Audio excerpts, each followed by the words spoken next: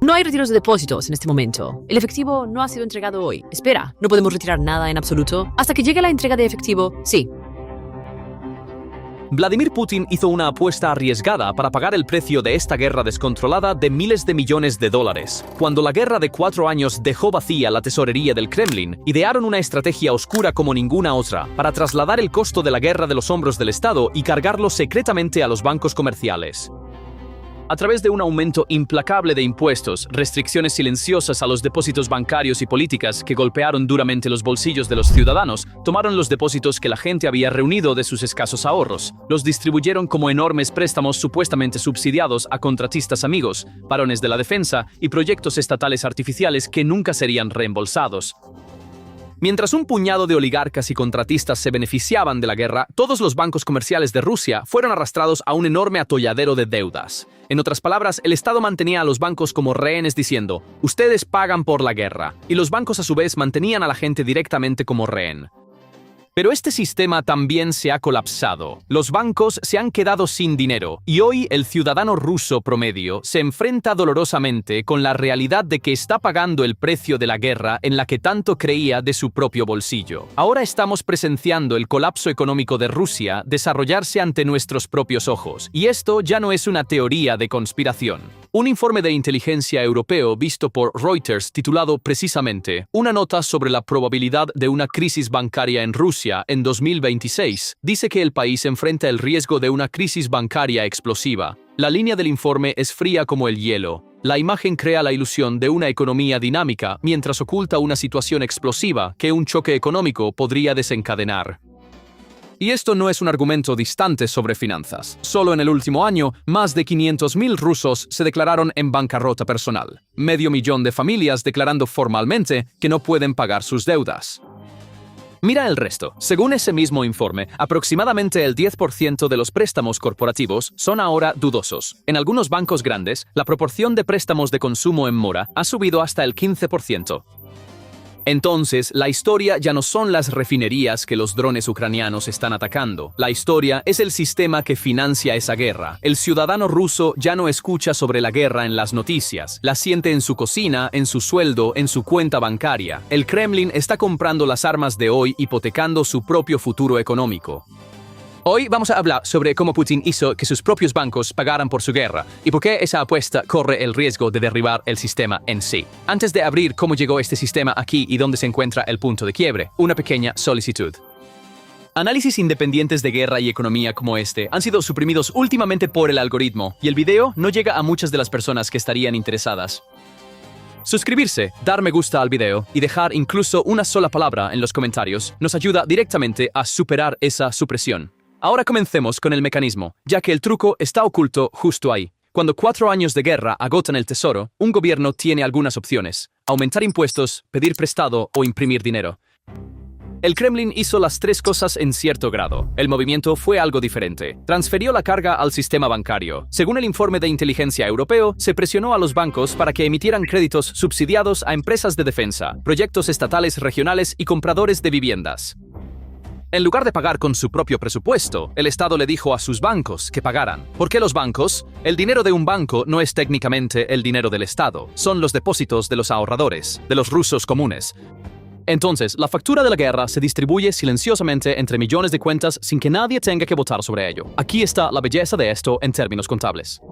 El gasto nunca aparece en los libros del Estado. Las fábricas siguen produciendo, los sitios de construcción siguen creciendo y los números pintan un cuadro de una economía dinámica. Pero lo que respalda esos préstamos no es una ganancia real, es la guerra misma, y la guerra no genera ganancias. Lo único que genera es una montaña de deuda que tiene que ser pagada.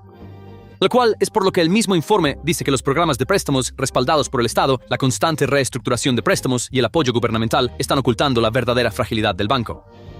El sistema parece estar en pie ya que nadie abre el libro de cuentas. Las finanzas tienen un nombre para esta maniobra. La pérdida nunca se cancela, se pospone hacia el futuro, una especie de aplazamiento económico, financiando la guerra de hoy con el balance de mañana, y el precio que pagas por ello es este. Gastas una parte de tu futuro hoy. Entonces, ¿qué hay bajo la máscara? Los números hablan. Según las propias estimaciones del Banco Central de Rusia, aproximadamente 3/4 partes de la deuda de las empresas más grandes podrían enfrentar problemas de servicio. En la parte superior de la lista crítica, carbón, construcción, comercio y fabricación de maquinaria, los sectores donde millones de personas, desde mineros hasta trabajadores de la construcción, ganan su pan. Aún más pesado es el vasto conjunto de créditos otorgados a las plantas de defensa entre 2022 y 2024 para expandir la producción. Según el cálculo de The Washington Post, a partir de datos del Banco Central, ese conjunto puede superar los $200.000 millones y se describe como una bomba de tiempo dentro del sistema bancario. ¿Por qué una bomba? El día que la guerra termine o los pedidos se agoten, cualquiera podría adivinar con qué pagarían esas fábricas estos préstamos. La ironía aquí es amarga. Este sistema solo puede mantenerse en pie si la guerra se prolonga, lo que significa que la paz en sí misma podría equivaler a un choque financiero. La capacidad de pago de las fábricas sostenidas por pedidos de guerra se evapora junto con esos pedidos. Los bancos, por su parte, están eligiendo mirar hacia otro lado. Llevan empresas en quiebra en los libros como si estuvieran vivas, reestructurando deudas y extendiendo vencimientos. La pérdida no se borra, se pospone. La banca tiene un nombre para esto también, renovación, alimentando un préstamo muerto con crédito fresco. La deuda se acumula sobre la deuda para que la empresa no fracase. La mesa parece limpia, el auditor se relaja. Cada aplazamiento, sin embargo, agranda la explosión eventual y jugar a ese juego tiene un costo. El banco no puede poner ese dinero en una inversión real, en un negocio real. El capital que debería ir al futuro del país se quema manteniendo un cadáver en pie. La misma lógica se aplica al mercado inmobiliario. Las hipotecas baratas respaldadas por el Estado inflaron la demanda artificialmente. Los precios subieron y la gente asumió deudas que no pueden soportar. En los libros de un banco, eso significa un montón de activos que parecen seguros sin nada debajo de ellos, y el maquillaje ya no se sostiene. Según informa The Moscow Times, el número de bancos que operan con pérdidas aumentó de 34 en enero a 60 a principios de marzo, el nivel más alto desde 2022. Un centro de investigación vinculado al Kremlin ya había dicho en febrero que se confirmó una crisis bancaria.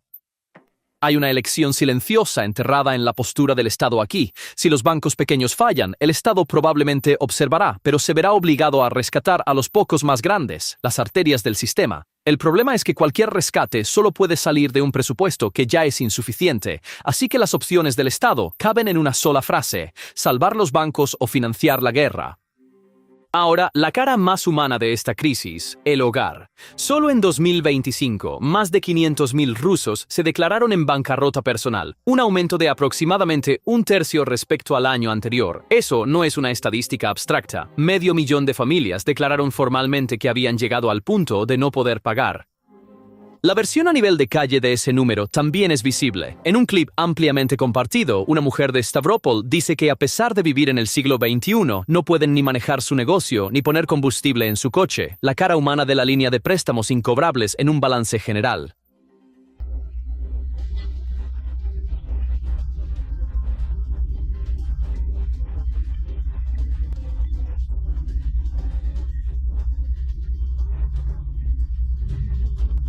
Como sucedió, no es un secreto. Los programas de préstamos respaldados por el Estado animan a las personas a tomar varios préstamos a la vez. Los salarios inflados por la economía de guerra nunca alcanzaron a la inflación, y las tasas de interés se mantuvieron en niveles históricamente altos.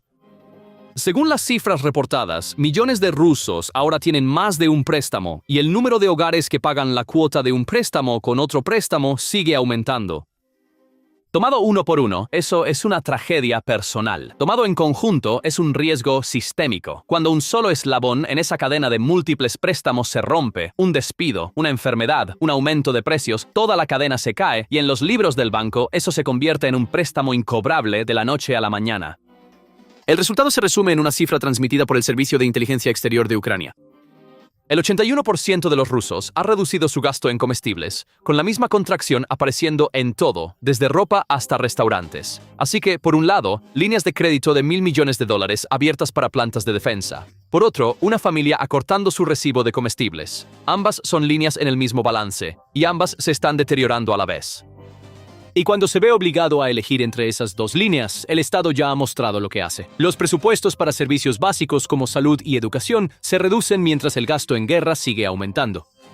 Un breve descanso, tu me gusta, un comentario de una palabra y tu suscripción ayudan directamente a que este video llegue a muchas más personas, ya que ahora estamos llegando a la parte más peligrosa de esta historia, el momento en que la gente comenzó a retirar su dinero de los bancos. Entonces, ¿cómo afecta esta gran crisis a la persona común? Muy claramente, los rusos ya no pueden tocar su propio dinero.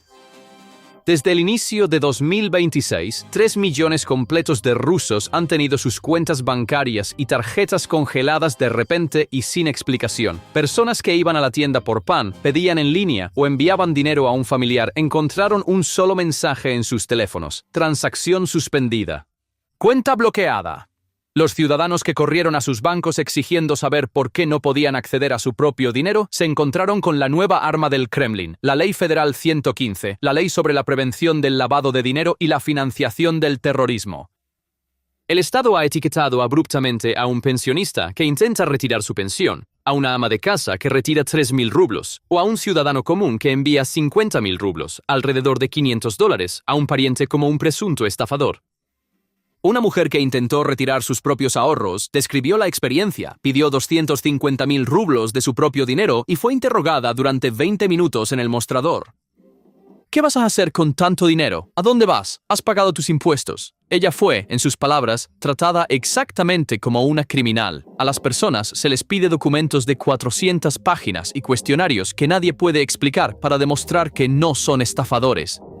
El propósito es transparente, ganar tiempo. Mientras los bancos retrasan a las personas durante semanas, el dinero bloqueado permanece en la bóveda del banco. ¿Y la parte más escalofriante? Si no logras levantar el bloqueo dentro de un año, el banco se queda con el dinero por completo. ¿Por qué hacerlo? No hay dinero en los bancos. Físicamente, el efectivo no está allí. La gobernadora del Banco Central, Elvira Nabiullina, ha intentado suavizarlo, diciendo que pueden haber ido un poco demasiado lejos en la lucha contra el fraude. La verdad está en otra parte. Los depósitos que el público reunió y colocó en esos bancos fueron entregados hace mucho tiempo a la industria de defensa, a las fábricas de armas bajo la etiqueta de crédito subsidiado. Y mientras esas armas se convertían en cenizas en el frente, el dinero del público se quemaba con ellas. Las fábricas militares están operando con pérdidas y nunca devolverán esos préstamos. Los que se dieron cuenta de esto primero, los ricos con información privilegiada y los propios ejecutivos de los bancos, fueron los primeros en retirar su dinero en pánico. Solo en el primer mes del año se retiraron 1.6 billones de rublos de los bancos. La corrida había comenzado. Para detener el pánico, el Kremlin tomó un camino aún más peligroso, cortando el Internet móvil en todo el país. Los terminales no funcionan en las ciudades. Los cajeros automáticos no dispensan efectivo. La gente necesita una VPN solo para abrir su aplicación bancaria y comprarle una flor a su abuela. El sistema bancario de Rusia se ha convertido, en este punto, en una enorme pirámide, un esquema Ponzi, y esa cadena se derrite un poco más con cada segundo que la guerra arde. Cuando el ministro de Finanzas Siluanov dice que los ahorros públicos podrían usarse para el desarrollo económico, es la advertencia más clara posible de la tormenta que se avecina, la incautación total de los baños. Entonces, ¿qué podría encender esta situación explosiva? La respuesta del informe es clara, un choque desde afuera, y ese choque se está preparando ahora mismo. La Unión Europea espera finalizar su 21º paquete de sanciones en julio, dirigido a bancos y redes de criptomonedas. Según el borrador que se informa, otros 90 bancos podrían añadirse a la lista, lo que llevaría el número de bancos rusos en la lista negra a 100, lo que significa que más de la mitad de los bancos rusos conectados internacionalmente serían afectados. Aquí está el punto sutil. Los bancos rusos han logrado absorber la mayoría de las sanciones desde 2022. El sistema se ha acostumbrado a esa presión. Sin embargo, la advertencia del informe de inteligencia es exactamente esta. El problema no es la presión diaria, el problema es que la capacidad del sistema para absorber un choque está agotada. Una observación en el informe es impactante. Para el año 2026, todos se han acostumbrado tanto a esta situación que muchos clientes de los bancos sancionados ni siquiera son conscientes de que existen las sanciones. La familiaridad hace que la fragilidad sea invisible hasta el día en que deja de serlo. Un balance debilitado puede ser derribado por un golpe que habría soportado fácilmente en tiempos normales, y el Kremlin ya no tiene reservas abundantes, crédito barato o tiempo ilimitado. Que el nuevo paquete también apunte a las redes de criptomonedas no es casualidad. Para sortear el muro de sanciones, Rusia ha dependido cada vez más de canales de pago grises, países intermediarios y activos digitales.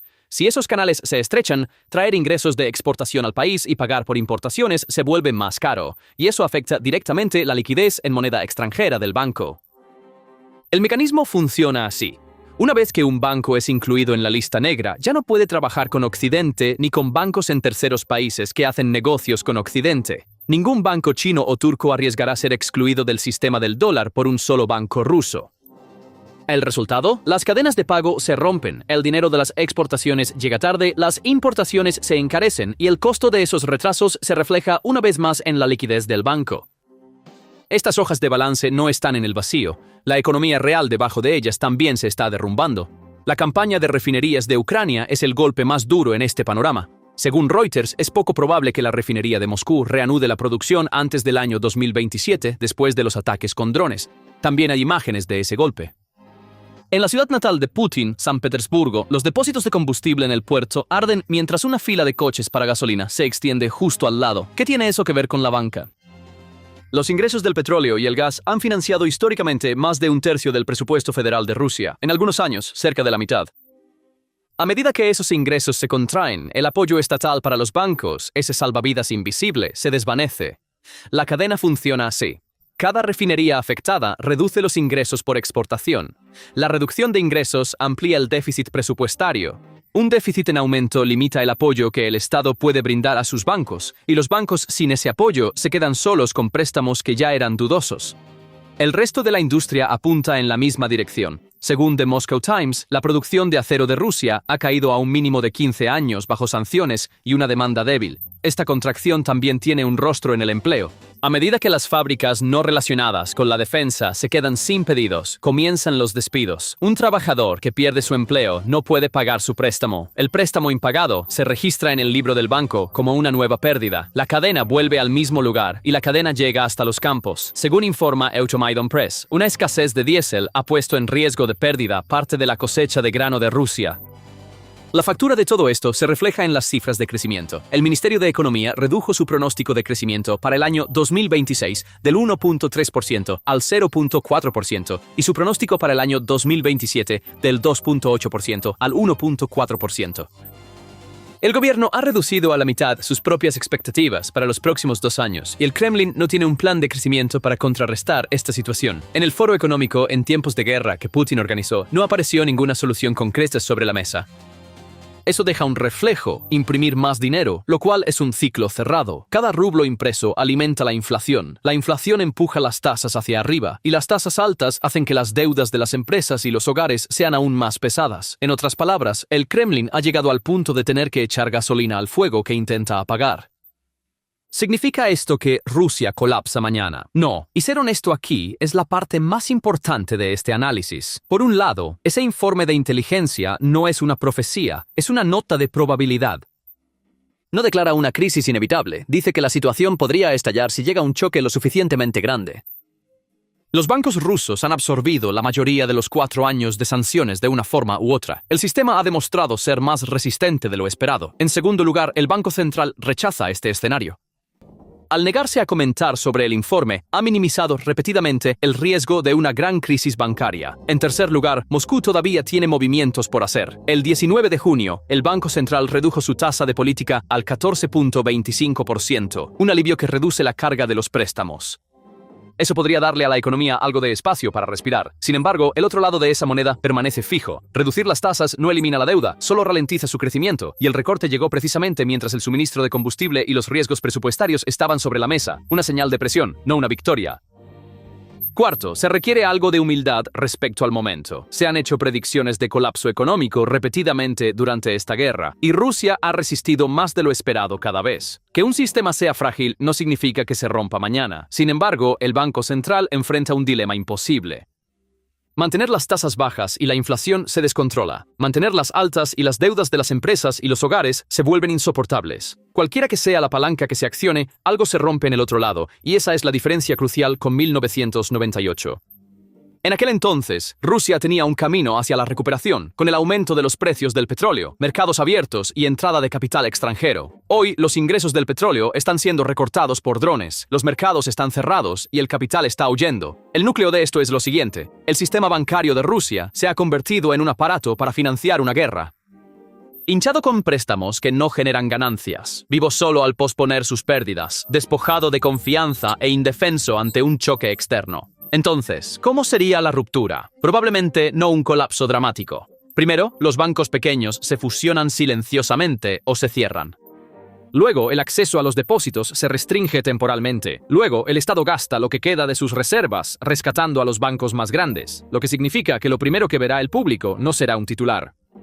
Será un cajero automático que no funciona, y en este panorama el precio más alto lo pagan aquellos que no tomaron ninguna de las decisiones, el pensionista cuyos ahorros se evaporan, el comerciante que quiebra, la familia que recorta su lista de compras, así como en el otro extremo de esta guerra, el precio lo pagan los ucranianos comunes en ciudades bombardeadas. La señal a observar no es un banco fallando, es si la gente sigue retirando su dinero. Una crisis bancaria no comienza el día en que se declara oficialmente, comienza el día en que la gente deja de creer en el sistema. Pero la crisis que sacude la fe del pueblo ruso no solo está ocurriendo en sus cuentas bancarias. Este colapso bancario se está fusionando con una escasez masiva de mano de obra en el sector real y una bancarrota demográfica que se extiende por las calles.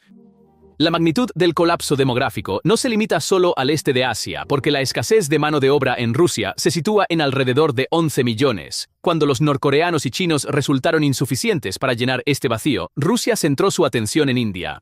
Según datos del Ministerio del Interior, el número de permisos de trabajo emitidos a indios alcanzó los 56.500 en 2025.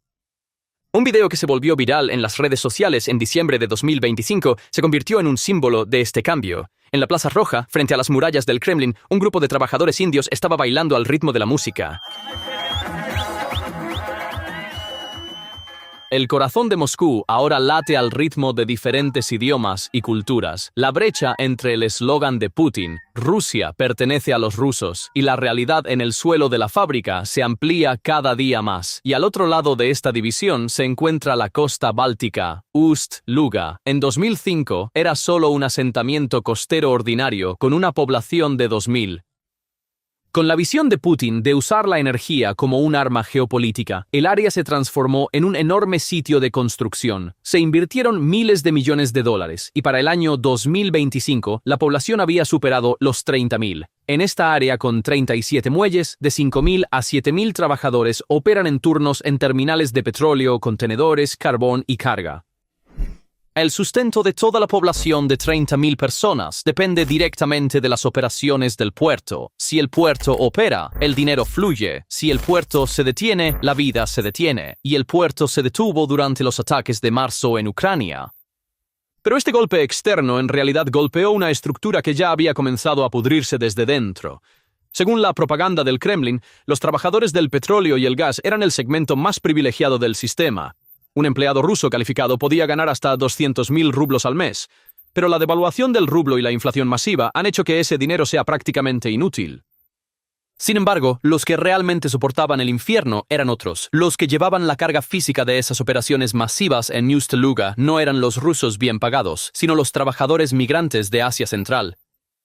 Mientras un ruso calificado ganaba 200.000 rublos, estos migrantes eran obligados a trabajar en el frío helado por 60 a 90.000 rublos al mes. Eran los engranajes invisibles en la máquina de guerra de Putin. Cada día abrían esas válvulas y cargaban el cargamento. Millones de dólares fluían a las arcas del Kremlin para la guerra. Con los ataques de drones, esa máquina fue incendiada. Las operaciones fueron suspendidas. Incluso gigantes como Novatek enviaron a los trabajadores a licencia obligatoria o cambiaron a pago parcial. El resultado fue un completo desastre para los trabajadores migrantes, varados en un país extranjero, sin dinero, hambrientos y atrapados en medio de un complejo industrial incendiado. En 2023, los trabajadores de la construcción en Moscú lanzaron una protesta masiva bajo condiciones similares, que solo fue reprimida por la brutal intervención de OMON. La situación en Ust-Luga es mucho más peligrosa porque no se trata de una disputa corporativa interna, sino de una consecuencia directa de la guerra. Trabajadores chinos en Komsomolsk, migrantes de Asia Central en Ust-Luga. El mismo colapso estructural está estallando en ambos extremos de Rusia y la respuesta del Kremlin siempre es la misma. Ignóralo, suprímelo y olvídalo hasta la próxima crisis. Pero la reacción pública ante esta ola de trabajadores extranjeros inundando las calles de Rusia se está volviendo cada vez más dura. Los últimos datos de encuestas publicados por la organización de investigación independiente Centro Levada señalan claramente los pasos que se acercan de una guerra civil. Según los datos, una gran mayoría del 56% de los ciudadanos rusos exige que la entrada de migrantes al país sea bloqueada inmediata y completamente. Más de la mitad de la sociedad ha sido arrastrada por una intensa histeria nacionalista, una paranoia severa y una profunda xenofobia. En las calles, cualquiera que no sea eslavo es visto como una amenaza potencial.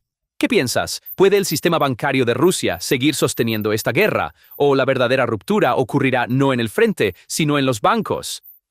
Comparte tus pensamientos en los comentarios. Para estar informado de los análisis exclusivos de guerra y economía de PPR Global, por favor, suscríbete a nuestro canal y activa las notificaciones. Gracias por elegirnos.